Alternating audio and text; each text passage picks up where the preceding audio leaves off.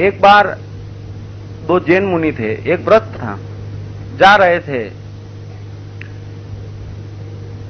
नाला पड़ गया बीच में, नाले की गहराई ज्यादा थी। बेचारी एक युवती बैठी थी, सुंदर युवती थी। उसने कहा व्रत सन्यासी से कि कृपया मुझे पार करवा दें। व्रत ने बोला क्या बात करते हो, हैं? हम महावीर के चेले हैं, लड़कियों को हाथ नहीं लगाते हैं। वो बेचारे जवान सन्यासी ने तो कुछ बातचीत नहीं करी, उसको उठाया कंधे पे और नाला पार करवा दिया। नाला पार करवा दिया, दोनों जाने लगे तो व्रत सन्यासी तो एकदम क्रोध में था, बात ही नहीं करी पूरे रास्ते। उसने बोले पहुंचता हूं गुरु के यहाँ, बताता हूं कि इसने कितना बड़ा पाप करा, बोले आश्रम से भगवा देता हूं इसको, है ना। इस जवान ने सुंदरी को उठा के साइड में पटक दिया। बोले पहुंचे गुरु के यहाँ, उसने गुरु से शिकायत की कि इसने जो है बोले सुंदरी को नाला पार करवाया, बोले इसको आप आश्रम से भगाएं। गुरु बोले मेरे भाई अगर आश्रम से भगाना है तो पहले तुमको भगाऊंगा, क्योंकि इसने तो उस लड़की को अपने कंधे पर उठाया सिर्फ नाला पार करवाने तक, और फिर भूल भी गया। तुम तो अभी तक उसको उठा के लाए हो, बोले तुम भूल ही नहीं पाए। बाहर से मैंने बताया जीवन में समझने की कोशिश करना, मन से, बुद्धि से, आंख से, कान से कुछ भी चीज का रत्ती भर पता नहीं चलेगा। भीतर मनुष्य के जो चीज हो गई वो हो गई, और जो चीज है उसका पूरा आनंद लेता है, वही मनुष्य स्वीकार्य भाव में जीता है, वही मनुष्य परमात्मीय स्वभाव के निकट जा रहा है। जो चीज है उसको छोड़े क्यों? अरे है तो यार क्यों, हमारे बाप की किसी क्या जा रहा है, क्यों ना हो आपने, और चली गई बढ़िया हुआ, और क्या, छोड़ ले और ढूंढ ले, जो बच गई ना कुछ तो बच गई। महावीर से बेहतर पोजीशन में, जो महावीर का संदेश है कि हर मनुष्य हमेशा रहेगा, जो मिल गया उसी को मुकद्दर समझ लिया, और जो खो गया उसको भुलाता चला गया। यह मनुष्य का सबसे सर्वश्रेष्ठ स्वभाव है। एक बार एक फकीर था, उसके दो बच्चे थे, बड़े प्यारे बच्चे थे, 17-18 साल के थे, बड़े प्यारे बच्चे थे। फकीर नमाज पढ़ता था। फकीर को बच्चों से और बच्चों को फकीर से बड़ा प्रेम था। रोज दिन में 1-2 बार बेचारे नमाज में पहुंच ही जाते थे, रोज दिन में 1-2 बार पहुंच ही जाते थे। फकीर से मिलने, नमाज पढ़ते हुए देखते थे, बड़ा प्रसन्न रहते थे। एक बार ऐसा हुआ कि दोनों बच्चे नहीं आए, शाम हो गई। फकीर ने सोचा क्या माजरा है, क्योंकि ऐसा कभी हुआ नहीं था, फकीर को चैन नहीं पड़ता था बच्चों को देखे बगैर, और फकीर को मालूम था कि बच्चों को भी चैन नहीं पड़ता मुझे देखे बगैर, क्या बात है, क्यों नहीं आए। पहुंचा बेचारा घर पे पहुंचा तो पत्नी से पहला सवाल यह करा कि बच्चे आज आए नहीं, गए कहां हैं? पत्नी ने बोला हाथ मुंह धो लें, वो मेले में गए हैं पड़ोस के गांव में, आ जाएंगे, देर से आने का कि गए हैं। फकीर को बोला भोजन कर लें। फकीर बोले क्या बात करती है, सुबह से देखा नहीं है, शाम को आएंगे, साथ में खाना खा लेंगे। पत्नी बोली नहीं, वो दोस्तों के साथ गए, खाना वाना खा के आएंगे, ऐसा कह के गए हैं, इसलिए आप भोजन तो कर लें, फिर बैठते हैं बाहर खटिया पे। फकीर बोले ठीक है। भोजन कर लिया, दोनों बाहर बैठे थे। पत्नी ने कहा कि मेरे को एक उलझन हो गई। फकीर बोले क्या उलझन हो गई भाई? बोले मैं सुबह से चिंता में हूं। एक्चुअली क्या हुआ कि अपने पड़ोस वाले जो थे वो 2 महीने पहले गए थे बाहर, तो उनके बड़े कीमती जो हीरे जवाहरात थे वो मेरे यहां रख गए हैं। अब उसमें से एक हीरा मुझे बड़ा पसंद आ गया है, एक माला भी अच्छी थी, और 1-2 और गहने जो मुझे काफी पसंद आ गए। अब वो लेना आई थी सुबह, मैंने तो बोल दिया मिल नहीं रहे हैं। अब मेरे 2 मन हो गए हैं, एक मन कह रहा है कि मत लौटाओ, और दूसरा मन कह रहा है कि अब क्या करें। फकीर तो एकदम वो हो गया कि कैसी बात करती है, तू मेरी पत्नी होकर तेरे को विचार कैसे आया? अरे भला कोई दूसरे की चीज भी अपनी हो सकती है, तेरे को विचार ही कैसे आया? तो पत्नी बोले फिर क्या करूं? बोले लौटा दे, लौटा नहीं चाहिए, और प्रेम से लौटाना चाहिए। ठीक है भाई। पत्नी बोले मेरी उलझन समाप्त हो गई। एक्चुअली अपने दोनों बच्चों को बोले अल्लाह को प्यारे हो गए हैं, अल्लाह उनको ले गया।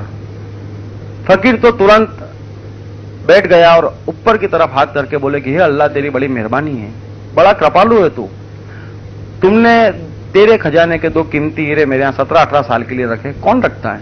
कौन किसी के यहां एक दिन के लिए भी कोई चीज रख जाता है? बड़ा मजा दिया तेरे हीरो ने, बड़ी कृपा है तेरी, धन्यवाद। ये जो स्वीकार्य भाव है, तब तक फकीर ने पूरा मजा लिया। हमको समझा दिया जाता है कि आसक्ति मत रखो, तो क्या बच्चों को मारे पीटे क्या? अरे बच्चे हैं तब तक प्रेम करेंगे, गए तब की बात अलग है। नहीं है तब की बात अलग है ना। घर छोड़ के चले गए तो चले गए, तो स्वीकारने की बात है तब तक आनंद न लेना किसने सिखाया। तो समझ लेना कि जो चीज है तब तक आनंद लें, चली जाए तो कोई बात नहीं। एक चीज और समझना, किसी को धंधे में बेचारे को 2 लाख का लॉस लग गया, अब लग गया और वो रोएगा, उससे उसका लॉस कवर नहीं होता है। लेकिन जो सहज जिया है, स्वीकार्य भाव है, वो बोलेगा ठीक है व्हाट नेक्स्ट, कैसे 2 लाख फटाफट कवर न कर लूं, तुरंत एक्शन उसमें लगाता है। जो रोता नहीं है, जो स्वीकार लेता है, पहली स्टेप है एक्सेप्टेंस। जैसे ही मनुष्य एक्सेप्ट कर लेता है, उसकी सारी समस्याएं समाप्त हो जाती है। अब थोड़ी सी हम हाइट पकड़ते हैं। एक चीज समझना, बड़े गौर से देखना आज के बाद, कि चारों तरफ हवाएं बह रही है, ये पृथ्वी घूम रही है, सूर्य रोशनी दे रहा है। कितने विराट कार्य इस ब्रह्मांड में चल रहे हैं, कितने विराट कार्य, इतना विराट कार्य जिसकी हम कल्पना नहीं कर सकते हैं। इतने तारे हैं इस ब्रह्मांड में, जितने मनुष्य हैं उससे कई ज्यादा तो तारे हैं ब्रह्मांड में। और कितने बड़े हैं, पृथ्वी से लाखों करोड़ों गुना बड़े। अगर उस उन तारों का एक अंश भी गिरकर अगर पड़ जाए पृथ्वी पे, तो पृथ्वी का हाल वैसा हो जाए जैसे हमारे सर पे हाथी बैठ गया। समझने की कोशिश करना, इतना विराट कार्य इस ब्रह्मांड का चल रहा है। कितनी ऊर्जा लगी इस ब्रह्मांड में, अकल्पनीय। पृथ्वी को घुमाना मजाक है, कितनी ऊर्जा लगी होगी। सूर्य रोशनी दे रहा है, कितनी ऊर्जा लगी, हवाएं बह रही है, पानी बह रहा है। विराट कार्य इस प्रकृति का चल रहा है, विराट ऊर्जा लगी हुई है। फिर भी प्रकृति की किसी भी वस्तु को कभी भी ऊर्जा की कमी नहीं आती है। पानी को बहना है, पानी को बहने जितनी ऊर्जा मिल ही जाती है। हवाओं को बहना है, हवाओं को मिलने वाली ऊर्जा मिल ही जाती है। चांद को चमकना है, सूर्य को रोशनी देना है, जितनी चाहिए उतनी ऊर्जा प्रकृति से मिल जाती है। मनुष्य को खुश रहने के लिए, सफल होने के लिए, आनंदित रहने के लिए कितनी ऊर्जा चाहिए, अरबों गुना कम चाहिए। जो ऊर्जा प्रकृति में लगी हुई है उससे अरबों गुना ऊर्जा कम चाहिए, फिर भी मनुष्य को ऊर्जा नहीं मिलती है। कितनी ऊर्जा चाहिए। हमारी इच्छा क्या है कि हम आनंद से रह लें, और क्या है ना, छोटी मोटी सफलता पा लें और मरते वक्त हंसते वो मर जाए। और तो क्या, हमारी कोई बहुत बड़ी रिक्वायरमेंट नहीं है किसी मनुष्य की। वो भी कुदरत से उसको नहीं मिलती, उतनी ऊर्जा भी नहीं मिलती जहां से वो हंस के जी ले, पूरा जीवन छोड़े, कुछ दिन के लिए भी हंस के जी ले, उतनी ऊर्जा भी प्रकृति से नहीं मिलती है। तो क्या प्रकृति मनुष्य के साथ पक्षपात कर रही है? जब इतनी विशाल ऊर्जा है उसके पास, हो और ना दे, और सबको दे रही है मनुष्य को छोड़कर, सभी को ऊर्जा मिल रही है जितनी चाहिए, जितनी उसकी रिक्वायरमेंट है, थक जाए। सूर्य को जितनी ऊर्जा चाहिए, पृथ्वी को जितनी ऊर्जा चाहिए, हवा को जितनी ऊर्जा चाहिए, उतनी ऊर्जा मिल रही है, मनुष्य को नहीं मिल रही है। क्या कारण है? क्या प्रकृति पक्षपात कर रही है? नहीं। प्रकृति एक बैंक है, और कोई भी बैंक के जैसे नियम देते हैं। हर बैंक के अपने नियम है। अगर उसको लोन देना है, हम ये तो नहीं कह सकते कि स्टेट बैंक में करोड़ों रुपया मुझे देते क्यों नहीं हो, लाओ, नहीं, उसके नियम बने हुए हैं, है ना। आपको फुलफिल करना पड़ेंगे, आपको ऊर्जा मिल जाएगी, कागजात तो कंप्लीट करना पड़ेंगे ना। और प्रकृति की बैंक की एक और विशेषता है कि नकली कागजात नहीं चलते हैं वहां, यहां की बैंकों में चल जाते हैं,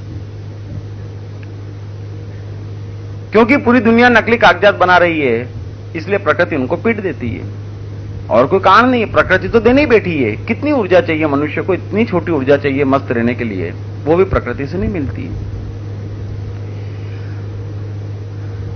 प्रकृति की कोई भी वस्तु रत्ती भर कभी गलती नहीं करती है। कोई तारा टपक नहीं पड़ता है। अगर 24 घंटे में पृथ्वी को घूमना है तो 24 घंटे में पृथ्वी चकना चक्कर पूरा कर ही लेती है, कोई गलती नहीं करती। एक क्षण को गलती कर दे, बात समाप्त हो जाए, ये सारी चर्चा समाप्त हो जाए, है ना। हम चर्चा करने लायक ही ना बचे। न कभी सूर्य गलती करता है, न कभी चांद गलती करता है, न हवाएं गलती करती। कभी पेपर में पढ़ा कि हवा आश्रम रोड पर अपने साथ ऑक्सीजन लाना भूल गई, 20 आदमी मर गए? नहीं, प्रश्न ही नहीं उठता। प्रकृति की कोई भी वस्तु रत्ती भर गलती नहीं करती, क्योंकि प्रकृति के पास अपार ऊर्जा है, और सारी चीजें, हवा है, पानी है, वो सब अपने गुण धर्म में प्रकृति की जो भी रिक्वायरमेंट है, सारी चीजें प्राकृतिक रूप से जी रही है। उनको जितनी ऊर्जा चाहिए प्रकृति दे रही है। मनुष्य को ऊर्जा नहीं मिलने का एकमात्र कारण है मनुष्य का अहंकार, मैं। बस मनुष्य की बीमारी मैं है, और मैं के कारण मनुष्य का जो मैं बकरी से भी बदतर हो गया है। लेकिन उसको मालूम नहीं पड़ता, मैं छूटता ही नहीं है मनुष्य से, मैं छूटता ही नहीं है। अहंकार मनुष्य का बड़ा प्रबल है। इस पूरी प्रकृति में पृथ्वी घूम रही है। क्या पृथ्वी को अहंकार है कि मैं घूम रही हूं? नहीं। क्या पृथ्वी को कोई घुमा रहा है? नहीं। पृथ्वी घूम रही है, हवाएं बह रही है, बस बह रही है। कोई घुमाने वाला नहीं है, कोई बहाने वाला नहीं है, सिर्फ बह रही है। सूर्य रोशनी दे रहा है, कहना पड़ता है, उसमें मैं नहीं है। सूर्य रोशनी दे रहा है, हवाएं बह रही है, पानी बह रहा है। वैसे मनुष्य का जीवन है, वो बहना चाहता है। जो मनुष्य बहा देता है जीवन को, वो मनुष्य जी जाता है। उस मनुष्य को प्रकृति की सारी ऊर्जा मिलती, प्रकृति उस मनुष्य को थाम लेती है। उसको भाग्य का पुत्र कहते हैं, भाग्यशाली कहते हैं उसी को, कि जो मनुष्य जीवन को बहा देता है, अपने आप को छोड़ देता है, बहा देता है प्रकृति की नाव में। विधाता का पुत्र कहते हैं उसको। लेकिन ये जो मैं है, दिक्कत है, समझने की कोशिश करना। कोई भी मनुष्य क्रोध करता नहीं है, क्रोध उसको आता है, फिर भी मनुष्य का अहंकार है, अंधकार है, प्रमाद है, नींद में है, सो रहे हैं कि मैंने क्रोध किया। अभी मैं लगाना बड़ा जरूरी है। क्रोध आया, ये हम भाषा नहीं वापरते, जबकि सत्य है कि क्रोध मुझे आया। मैंने किया नहीं है, क्रोध मुझे आया। नहीं, हम कह देते कि मैंने किया, मैंने उपवास किया। मत करते मेरे भाई, ये मैंने इतना बड़ा क्यों कर रहे हो उसमें, हैं? लेकिन मैंने उपवास किया। जब तक मैं हूं तभी तक पुण्य भी है और तब तक पाप भी है। कोई फर्क नहीं पड़ता। पाप और पुण्य अलग अलग नहीं है प्रकृति में। आप पाप कर रहे हैं, लेकिन मैं कर रहा हूं तो वो पाप है। मैं पुण्य कर रहा हूं तो पुण्य भी पाप है। कोई फर्क नहीं है। पुण्य कुछ भी नहीं है, पाप कुछ भी नहीं है। मैं एकमात्र पाप है, और हमारे सारे कार्य तो मैं करता हूं। जबकि मैं कुछ कर तो नहीं पा रहा हूं, फिर भी मैं करता हूं। मनुष्य कोई भी भाव पैदा नहीं कर पाता है। कोई भी मनुष्य भीतर प्रेम पैदा नहीं कर सकता। कोई भी मनुष्य भीतर आनंद पैदा नहीं कर सकता। कोई भी मनुष्य कुछ भी पैदा नहीं कर पाता, लेकिन फिर भी कहता है कि मैं। बस ये जो मैं कहने की आदत पड़ी हुई है बुद्धि की, यही एकमात्र प्रमाद है। आप सांस ले रहे हैं कि सांस ली जा रही है, गौर करना। आज के बाद सांस आ रही है और जा रही है, आपको कुछ करना नहीं पड़ रहा उसमें। मैं नहीं है कहीं पे भी, कहीं पे भी मैं नहीं है। और जहां मैं नहीं है, आपकी सांस बिल्कुल रूटीन में चल रही है, कोई तकलीफ नहीं दे रही है आपको। तकलीफ वहां है जहां मैं कर रहा हूं।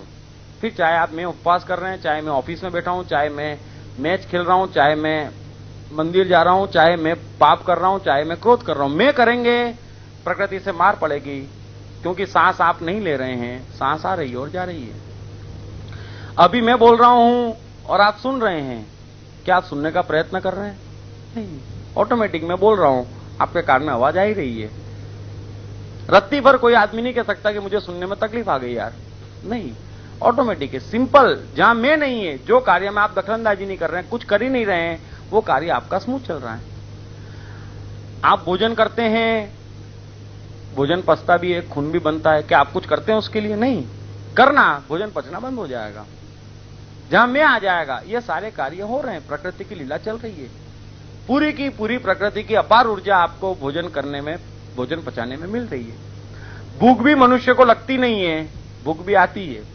कोई करता नहीं है कि चल, आप कहते हैं कि चल यार मुझे भूख लग रही है, नहीं, भूख लगती है तो आपको मालूम पड़ता है भूख लगी यार।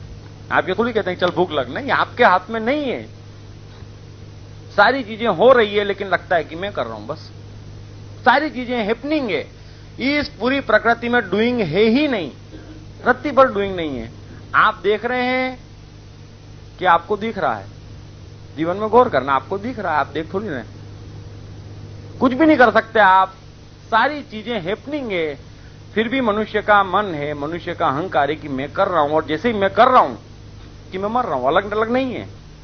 करना और मरना एक साथ है, हैपनिंग और आनंद एक साथ है, डूइंग और मरना एक साथ है। जो मनुष्य कर रहा है वो मनुष्य मर रहा है, जो कर नहीं रहा वो मर भी नहीं रहा है।